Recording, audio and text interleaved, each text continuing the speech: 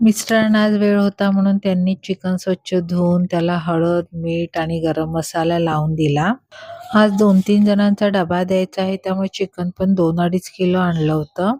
5-7 मोठे कांदे बघा छान असे ब्राऊन होईपर्यंत भाजून घेतले आणि मग त्याच तव्यामध्ये टोमॅटो टाकले 2-3.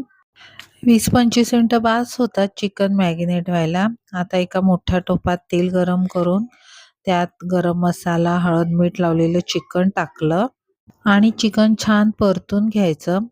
टोपावर एक ताट ठेवायचं आणि त्याच्यात पाणी ठेवायचं. असं वाफेवरच चिकन मस्तपैकी शिजवून घ्यायचं.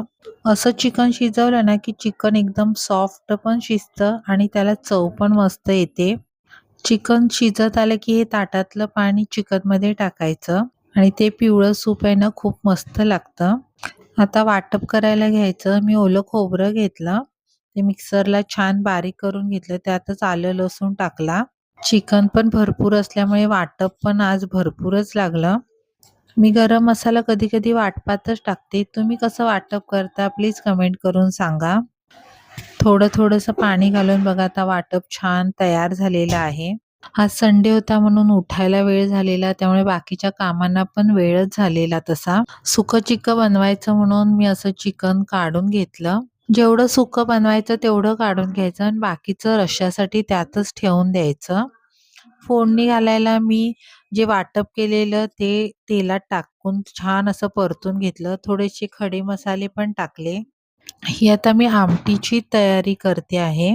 हे वाटप चांगलं असं तेल सुटूपर्यंत परतून घ्यायचं. खोबरं आणि आलं लसणाचं वाटप तेलात चांगलं परतून घ्यायचं. त्यामुळे मग आलं लसूणचा उग्रपणा भाजीला येत नाही. मग त्यात टोमॅटो आणि कांद्याचं वाटप टाकलं. ते ऑलरेडी छान असं भाजून घेऊन आपण वाटलेलं होतं. आता ह्या वाटपामध्ये मी धना, जिरा पावडर, घाटी मसाला आणि काश्मीरी लाल मिरची पावडर टाकली आणि एक 10 मिनिटं हे वाटप छान असं परतून घ्यायचं आणि शिजवलेल्या चिकनमध्ये टाकायचं. जेवढा रस्सा पाहिजे तेवढं पाणी टाकायचं. तुमची चिकन बनवायची रेसिपी कशी आहे? माझ्यासारखीच आहे का थोडाफार फरक आहे? हे नक्की सांगा. हे बघा आता छान वाटप परतून झालेलं आहे. ते त्या रश्श्यात टाकलं आणि जेवढं पाहिजे तेवढं आता त्यात मी पाणी ओतणार आहे. घरात लहान मुलं असल्यामुळे जास्त आमटी अशी तिखट झणझणीत नाही बनवत, मीडियम तिखट असतं.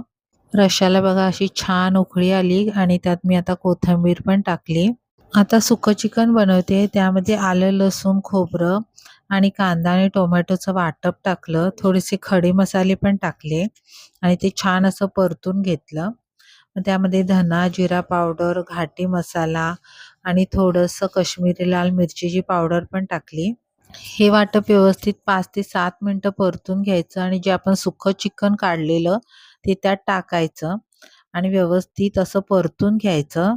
तर हे झालं आपलं सुकं चिकन तयार. तर असा गेला माझा संडे बिझी. तुमचा संडे कसा असतो ते कमेंट करून नक्की सांगा आणि माझा व्हिडिओ कसा वाटला ते सुद्धा सांगा आणि माझा व्हिडिओ पहिल्यांदा बघत असलात तर सबस्क्राईब करा.